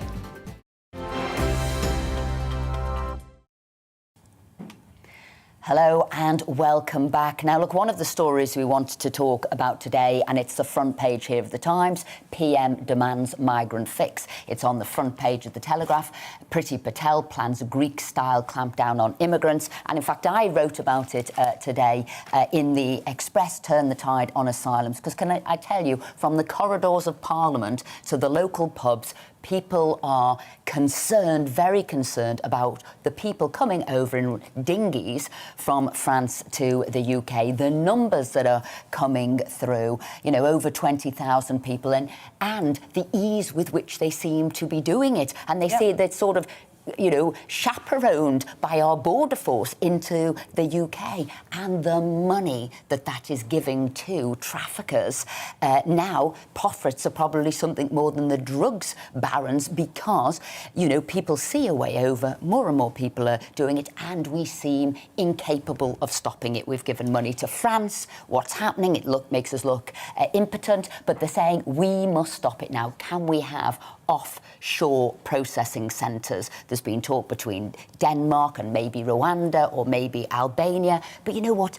What are we going to do? I've said, should we not have ships, decommissioned ships in the middle of the sea, so they're not coming on shore? Not coming on, because they go to a ship and then they're processed. Absolutely, because, you know, they are escaping the system and people are coming into this country, and we are seeing some pretty horrible things happening when you don't know who's in the country. We don't know what their reasons are for coming into the country. We don't know who's in the country, and then you get some horrible disasters happening like we had with the bomb last week. I mean, so it's really worrying, and we have to do something. We can't just keep talking about it. And it's not about being inhumane and not allowing people who genuinely need asylum coming into the country. I think what needs to be done is that we need to understand that people that genuinely need to come into the country can go through the right motions to come into the country. But a lot of these people, they are not necessarily asylum seekers. They're looking for a better life. Not that, you know, you wouldn't look for a better life, but it's not the way to do it. And that point there on the new sort of borders bill coming through the House of Commons, they're going to have it that if you've come through the legal process, then you could come into the country if you fulfil the criteria. But if you come via an illegal route, that will automatically go against you. So they are looking at bringing things in. Like Australia. But we need to do it straight away. But first of all, we need to stop people coming to our shores, absolutely. show that we're in charge, have some sort of offshore processing centre, because otherwise, great unhappiness in the country. But lots more to talk about. Your views coming in as well. But first, it's time for the news.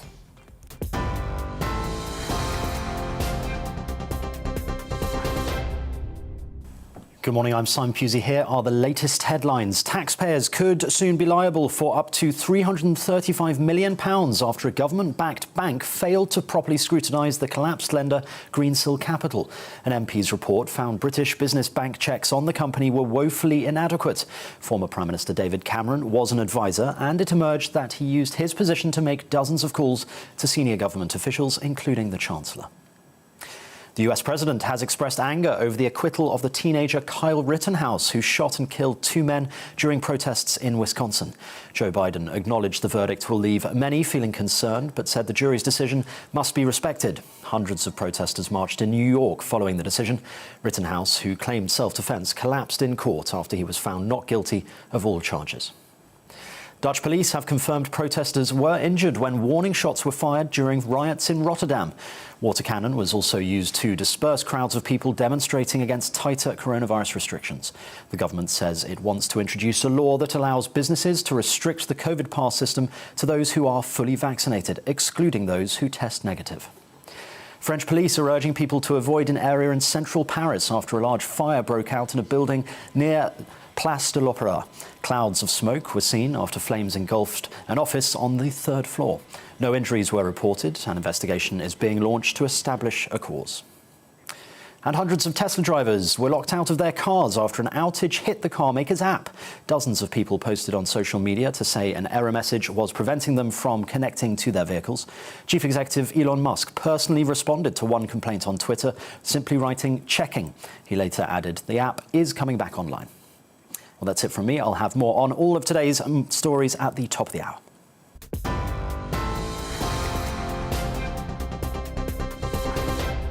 You're watching GB News live across the UK and the world on our digital stream. GB News is Britain's news channel. We are the UK's home of discussion and debate from all perspectives. We are here for you. Don't forget to join our YouTube community by clicking on that subscribe button.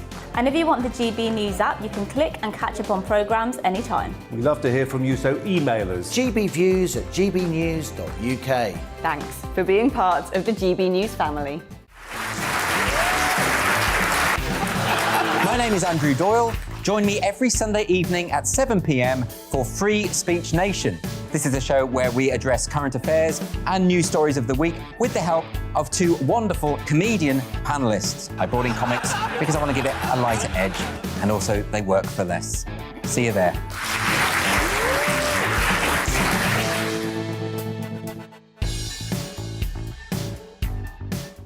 Join my show Farage, 7 p.m. till 8 p.m. Monday through Thursday, and there you will get opinion, analysis, debate, and I'll cover stories that nobody else dares to touch.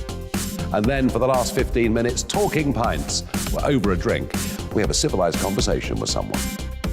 We very often disagree, but we do it in a grown-up way. Come and join me on Farage.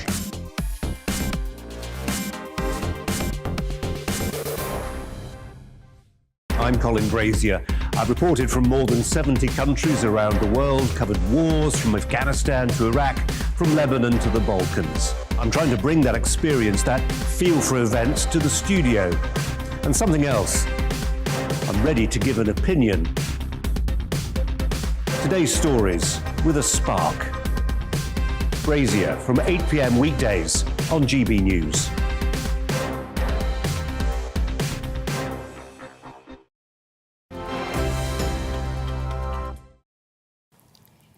Welcome back. The French President Emmanuel Macron's wife, Brigitte Macron, has given a rare interview recently about her marriage. The 68-year-old First Lady has been discussing the level of aggressiveness she's received after getting married to a husband who is 24 years younger than her. She said she was dismayed by the hostility of what she called an untypical marriage.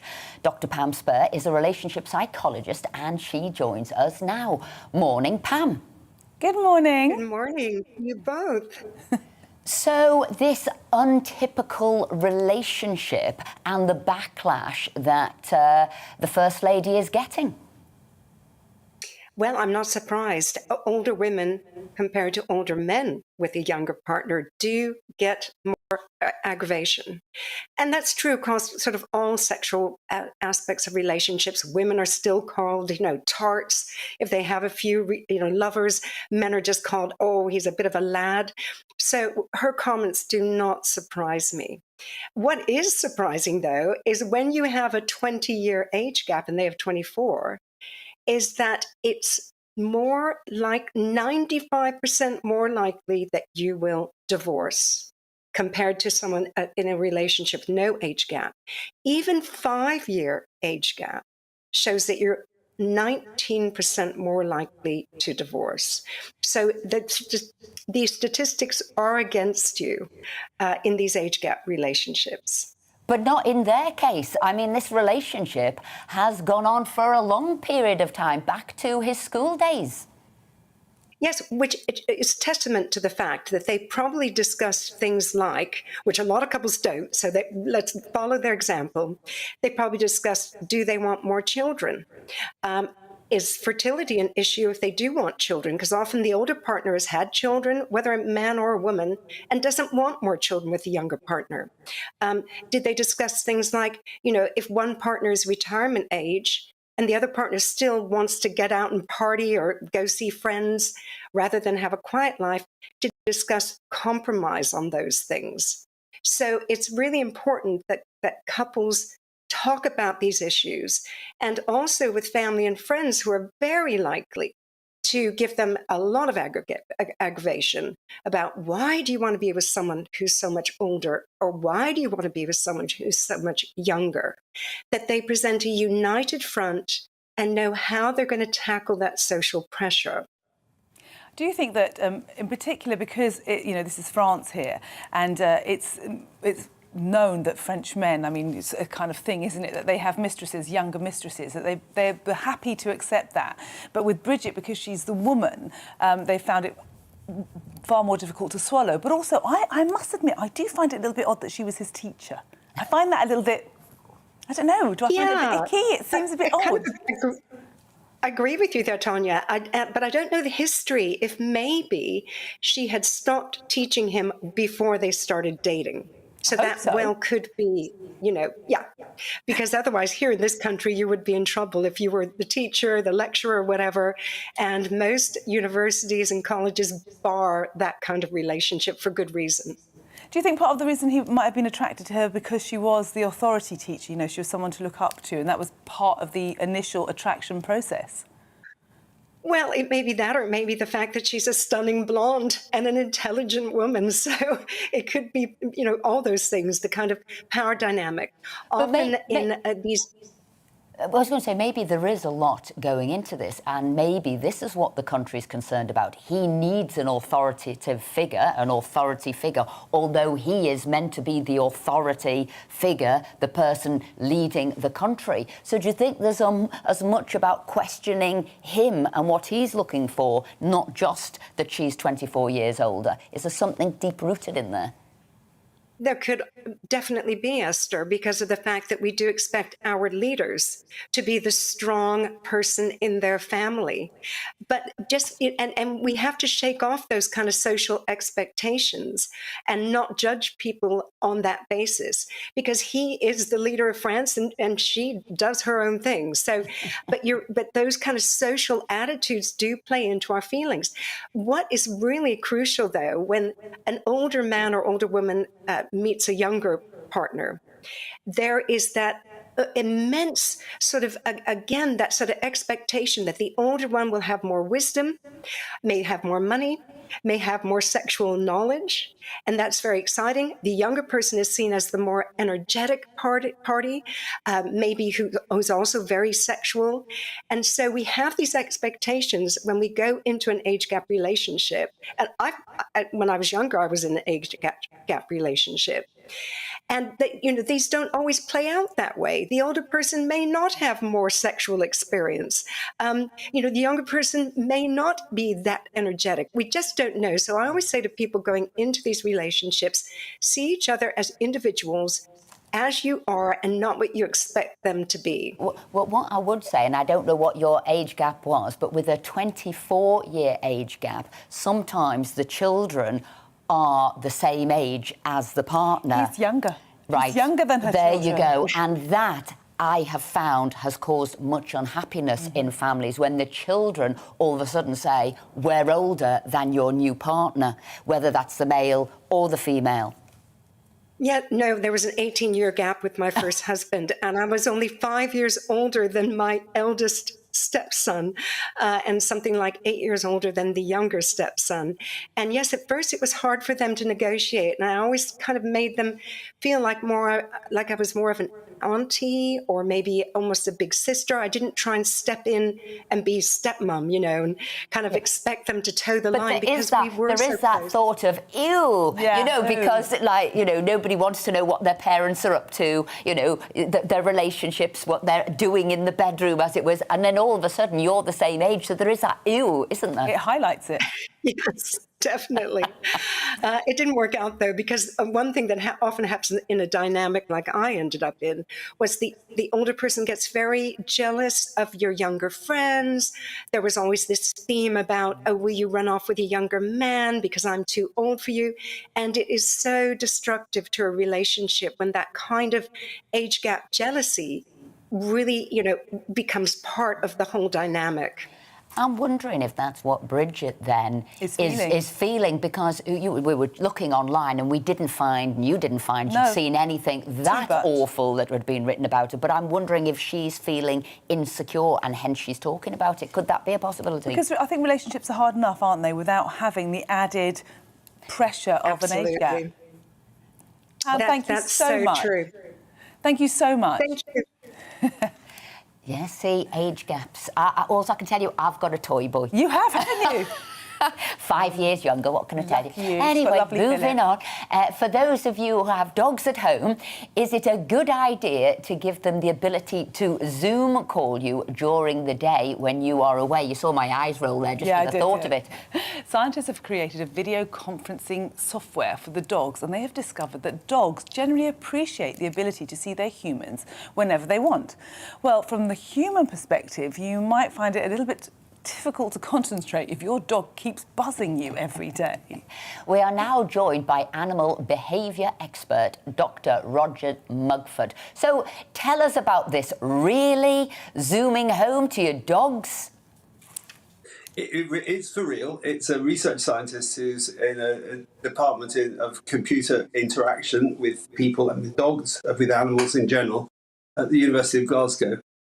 It's for real. Her dog, Zach, was equipped with a bone, with a rocker, a contact, which enabled it to make Zoom calls to its owners. And as a husband and wife, so did it prefer the girl over the guy? Was one of the things they were interested in. And listeners who are equipped with this device in the future, because I think this is a really hot concept that is so easy, very economical to manufacture. There are going to be all sorts of issues that owners will have, like, why hasn't my dog called me for the last half hour? You know, what's wrong? Or he calls you too much, which is more likely to be the scenario, and you can't get a darn thing done because he's constantly requesting contact with you. But do you think that, you know, this is all part of it? Because I read that pet tech will cross the 15 billion mark by 2027. And whatever said and done, that pets are living beings, they're not robots. And so do you think that this is a way of rich people appeasing their guilt for not spending time with their dogs, which they need to do? If you've got a pet, you've got to take the responsibility. Do you think this is a way that they kind of getting rid of their guilt and not doing the right job by looking after their dogs properly? Look, the dogs have very simple wants in mind. They want a walk, contact, stimulation, exercise, and of course contact with humans with whom they're bonded. And dogs don't have to have those that contact with humans 24/7 or every minute of the day. But if they can, they will. And what technology is opening up is a whole range of things. The most simple, it's webcams to see what your dog is up to when you're out, and often you'll see distressed dogs that are pacing and unhappy. But giving dogs the opportunity to initiate behaviours, as has been done with old world primates, with chimps. And we know that chimps can learn basically language and how to communicate with humans. Roger, but is this... Look, over lockdown, we saw the purchase of, animals and dogs go through the roof. 3.2 million households purchased pets during lockdown. More. We saw that, and hence we saw the price of animals go up. We saw all kinds of negative things happening, didn't we? And then you saw people working at home, so they thought they could have the dog because they, at lunchtime, might have gone for a walk with the dog. Now everybody's going back to work down. Lockdown has lifted. We're getting, back to our normal way of lives. We're thinking, what do we do with the dog? Yeah, what tips could you give to make sure that your dog doesn't have anxiety? Of course, the ideal is that you take the dog to work with you. And most people are not going back to work full time. They're taking 1, 2, 3 days in the office and long weekends and working on the hoof as I do. But you first install a webcam, so know what your dog is up to. Talk to your boss, try to take it to work with you. Talk to your neighbours and see if your neighbours, or what are relatives for, and aren't they there to provide childcare and dog care? And then there's always pay-as-you-go dog daycare, so basically a creche for dogs. That's going to cost you £10-15 a day, so you may gulp at that. Really thinking about the dog before you get buy it. Ultimately, Yeah, isn't it? It's thinking about the dog before you buy it. Roger, thank you very much indeed for joining us this morning, talking about these Zooms for pets and their owners, where really I think they should have just thought about it before you buy it. before they bought the dog. Being a person who's just got a puppy, so I've got a 5-month-old, nearly Alsatian German Shepherd puppy. It's hard work, and the guilt is like, honestly, it's harder than having a baby. It is definitely harder, so think about it before you get a dog. But we're going to talk about some of our news stories today, and one that's really made me sad is this one that's on page 5 of The Telegraph, and it's about children being robbed of their rites of passage as nativity plays are being scaled back. They're either doing little classroom ones or they're doing none at all, or they're doing them online. And I really do think that the nativity for me, because I remember, because when I was in primary school, it was a real fight who was going to be Mary. You know, it was a real kind of like, if you were Mary, you were it. You did it. It was fantastic. And it is a rite of passage. And I don't want children to be robbed of it. It's unfair. I did get to be Mary.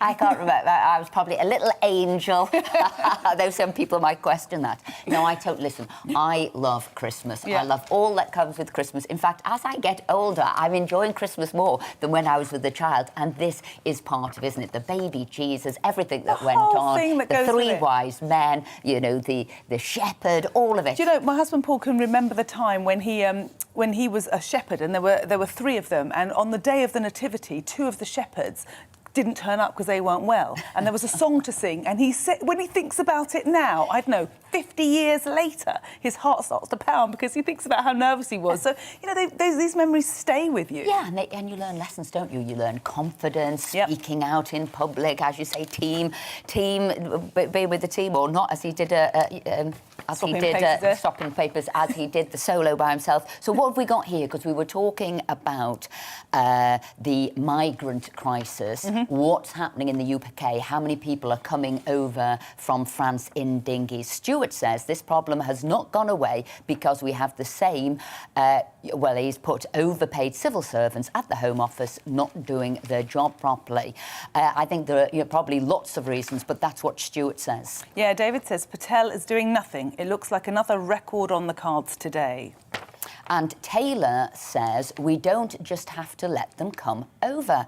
Add them to, these are other issues. You're adding them to the housing list, you're putting them on the job seekers lists, putting them onto schooling lists. You know, we do have to be mindful of the extra people coming into the country, and that would be 20,000 this year. That was Taylor. Just going back to what's going on in Austria, Michael says, Austria is only the test case. They must hold the line strongly for the rest of us, because as sure as daylight, these dictators plan to roll this evil policy out to the rest of us in other countries.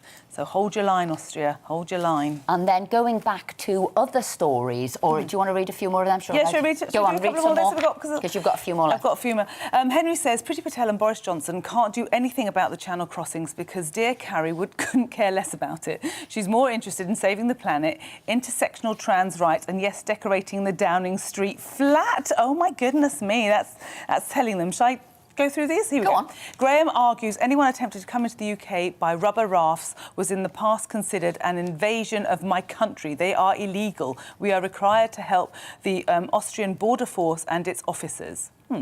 Australian Border Force and its officers, sorry. Most importantly, get rid of the useless Home Secretary, all talk and no real action. Oh, that's blistering, isn't it? It really is blistering. And one final GB view, Jones says, I'm so pleased that GB News have the guts to speak out about illegal economic migrants crossing the Channel from France. Something needs to be done, and I totally agree with Esther that they should be put on a ship out at sea until they have been processed. Macron is laughing all the way to the bank, happily receiving millions of hard-working British taxpayers' money for the French police to stand by smiling whilst waving goodbye to the immigrants. Gosh, that really gets it all. Well, I mean, you know, we said this is one of the main issues that people are talking about on the ground. What are we doing? How are we going to stop? You know, what are we going to do to make sure that it is proper legal sort of migration that we've got, and how do we protect our country? So thank you for emailing in with your views. Another story here, something quite different, front page of the Times today, and this is all about the new chairman of the media regulator, Ofcom. Now, if anybody remembers, it was going to possibly be Paul Dacre from, you'll remember him from the Mail, the former editor of the Mail there. He went for the job. Civil servants said no, he couldn't have the job. They were going to redo the process again, so maybe Paul Dacre could get the job. Government wants him. Well, he's decided now he doesn't want the job at all. That's the end of that. He said it was in felicitous dalliance with the blob, he said. They were saying he wasn't, like, qualified enough, didn't know things enough. No, he said, no, the problem was I did have views, I did have opinions, I am probably centre-right, and the civil service blob didn't want him because it didn't fit in with, as he saw it, left-leaning views. And that's really worrying. That's really worrying because Ofcom are what decide what we can say, what our free speech is allowed. And so if we have a political person in there, then what happens? It should be about free speech, not about political parties. Yeah, but what Dacre's saying, which again I laugh when he's saying he isn't sort of qualified enough, he couldn't do it when he sort of ran one, the most successful papers for a long period of time. He actually questioned how good others were in the department and other wider jobs. Very good read. The other one in the Telegraph today, which really made me smile, it really makes sense, it said the smell of babies calms men but brings out the fight in women. Now, this is from caveman times, that, when a newborn would come, women would become more aggressive in order to protect their baby, and men would become calmer because in those situations, sometimes their aggression would be at the baby, whereas women would be all about intruders affecting the baby. So, and there is a very special smell that's given off. It's called the hex, actually, and in men it improves the connectivity between the region of the brain that it processes social cues and makes them less aggressive and more loving to the wife. So it makes them less likely to not stray as well. Did you know that? You see, I tell you, pheromones, they're amazing things. I think smell is probably a most underrated sense. I think there's a lot that probably happens with smell. Yes. I can read a whole section on that. I do. I've been asking for this for a while. I think it's really important. Now, this one, totally separate story in the paper. Again, this is in the Times. The myth of the Rat Pack's little old wine drinker there. So you've got it that Frank Sinatra was the tough guy, but you had Dean Martin there was the drinker of the crew, and actually they're coming out and saying no, he wasn't at all. That whiskey glass wasn't full of whiskey. It probably had cider in it. They said he was far more thoughtful. He was much more of a family man. He didn't go out boozing. Sometimes he would call up the police himself to say, oh, there's a rowdy party happening next door. Will you come and clear out everybody? Because he didn't want to have to tell everybody. But it was his act, wasn't it? And it's what was so charming about him, that kind of slightly drunk way that he pretended to be. And obviously Sammy Davis there, key, and he was a real good friend and ally to Sammy Davis throughout. So he said he wasn't this drinker, this sort of party animal. He actually was a solid friend. And the person who's writing the book says, do you know what? The more I find out about him, the more I like him. So there you go. I just thought that was just a very different take on some of today's stories. Do you know, I love those old films with Dean Martin and the Rat Pack in them. They really make me... They're kind of that old-fashioned sitting there watching that. I mean, they're really sexist, but I love them anyway. But not just you. Obviously, you've got the play as well in the West End. People just like, the dance, the people, the time. And the music. Another thing that people are looking to, things they've enjoyed from the past, what's coming back onto the TV is the Eric and Ernie will be back at Christmas time. It's innocent fun, isn't it? It's really innocent fun. They were silly and they made you chuckle whether you wanted to or not. Oh, well, look, thanks for joining us today. We'll be back next week. We've had a fun time. I tell you, we've whirled through all the stories. You've been emailing us in, but now it's time for Alistair Stewart and his friends. It's time to remind ourselves there's always another winter. Canary Islands sponsors the weather. Hello, a very good morning to you. Change. This time tomorrow, we'll all see very different weather. After a mild start today, a spell of rain in the north. It then turns colder, but also brighter as this weather front topples south across the UK. It is bringing some persistent rain first thing across northern Scotland. The mild air remains across the rest of the country, albeit with a lot of cloud cover, some spots of rain, some hill fog around Western Hills. But in general, many parts of England and Wales dry but cloudy first thing. The wet weather in northern Scotland first thing pushes into Northern Ireland, southern Scotland and